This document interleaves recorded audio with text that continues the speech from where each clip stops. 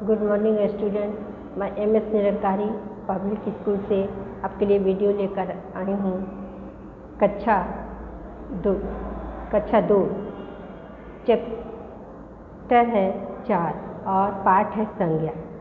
तो बच्चों, पहले व्याकरण है, तो व्याकरण की परिभाषा हम जाने कि व्याकरण कहते किसे हैं।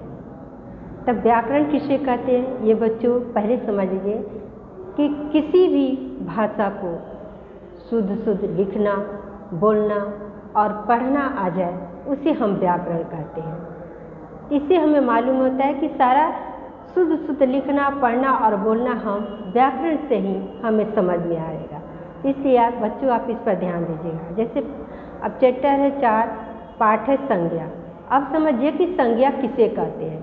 तो संज्ञा किसी व्यक्ति, वस्तु, जानवर या स्थान के नामों को हम संज्ञा कहते हैं। जैसे मान लीजिए, जैसे दिया है, मान लीजिए जैसे राम, यह है मोर, वस्तु है कुर्सी, स्थान जैसे मान लीजिए स्थान, कोई भी स्थान, गोपाल हो, जो सिवान हो, दिल्ली हो, पटना हो, यह स्थान, इसको हम कहते हैं संज्ञा कहते हैं। तो बच्चों अब आया संज्ञा के भेद। अब संज्ञा के भेद कितने होते हैं? तो संज्ञा के भेद तो 5 होते, मगर इसमें 3 दिया है, लेकिन आप संज्ञा के भेद 5 होते हैं। पहला है जातिवाचक संज्ञा, और दूसरा है व्यक्तिवाचक संज्ञा, तीसरा है भाववाचक संज्ञा, और चौथा होता है द्रव्यवाचक संज्ञा, और 5वां होता है समूहवाचक संज्ञा। तो पहला समझिए कि जातिवाचक संज्ञा है। तो जातिवाचक संज्ञा किसे कहते हैं? जातिवाचक संज्ञा हम किसे कहते हैं? तो देखिए तो दिया है, जो शब्द संज्ञा अपनी जाति का बोध कराते हैं उन्हें जातिवाचक संज्ञा कहते हैं। जैसे मान लीजिए कुर्सी, तो कुर्सी यानी पूरे कुर्सी का भेद कराते हैं। मेज है, कलम है, कुर्सी है, छात्र है, लड़का है, लड़की है, फूल है, तो ये क्या है? ये पूरे का भेद कराते हैं, उसे हम जातिवाचक संज्ञा कहते हैं। दूसरा आया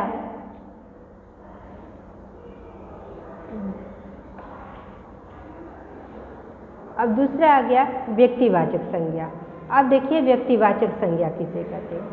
जो संज्ञा शब्द किसी विशेष व्यक्ति, वस्तु, स्थान, भवन आदि के नाम का बोध कराते हैं उन्हें व्यक्तिवाचक संज्ञा कहते हैं।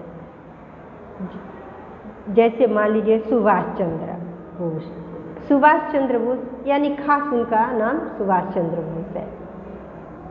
अब जैसे मान लीजिए आगरा, ये खास आगरा का नाम है। लाल किला खास है, हिमालय, रामायण, लक्ष्मीबाई, ये सब खास नाम है।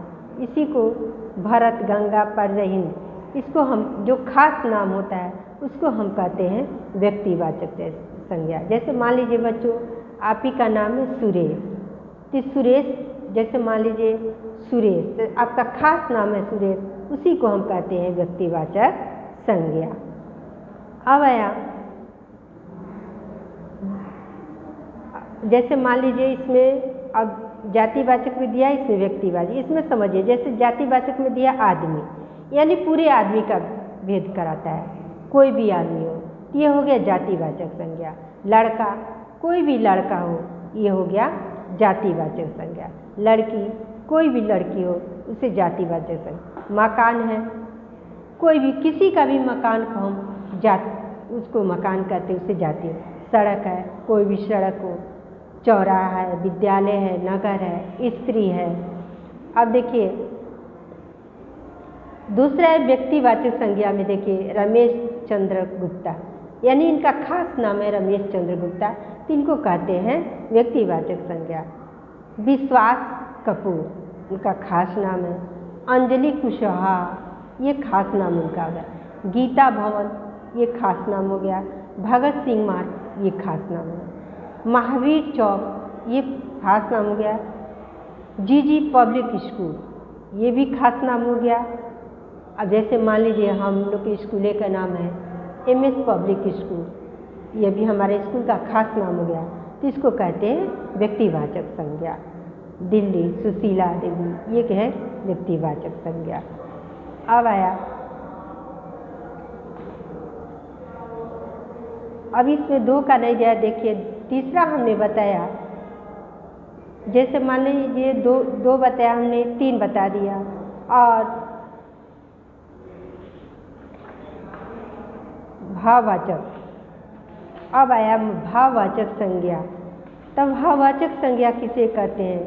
जैसे मन के भावनाओं को हम भाववाचक संज्ञा कहते हैं। देखिए बच्चों, जैसे दिया है, जो संज्ञा शब्द मन के भावों को प्रकट करते हैं। जैसे मान लीजिए अब मेरे मन का भाव क्या प्रकट करते हैं? जैसे मैं पढ़ता हूँ, मैं खाता हूँ, ये मेरा, मैं विद्यालय जा रहा हूँ, ये भाव प्रकट कर रहा है। मैं खेल रहा हूँ, ये भाव प्रकट कर रहा है। इसको हम कहते हैं अपने मन का भाव प्रकट कर रहा है कि मैं खेलता हूँ या मैं पढ़ता हूँ, इसको कहते हैं भाववाचक संज्ञा।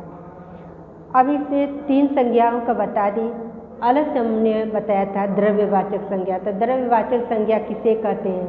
जिसको मापा या तौला जाए उसे द्रव्यवाचक संज्ञा कहते हैं। जैसे मान लीजिए घी है, तेल है, इसको मापा जाएगा, दूध है, इसको मापा जाएगा, और चावल है, दाल है, सब्जी है, इसको तौला जाएगा, इसको कहते हैं द्रव्यवाचक संज्ञा। अब आया समूहवाचक संज्ञा किसे कहते हैं?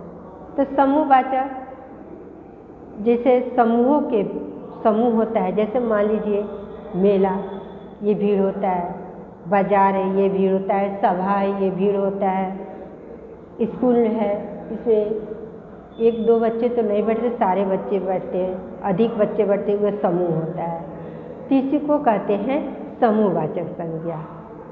बच्चों, अब ये संज्ञा हो गया, आगे चैप्टर पढ़ाया जाएगा। लेकिन बच्चों, ये है व्याकरण। अगर आपके पास बुक रहेगा तभी आप व्याकरण समझ पाइएगा। व्याकरण तो बच्चों, आप बुक किताब अवश्य ले लें ताकि आपको अच्छी तरह से समझ में आए। Thank you.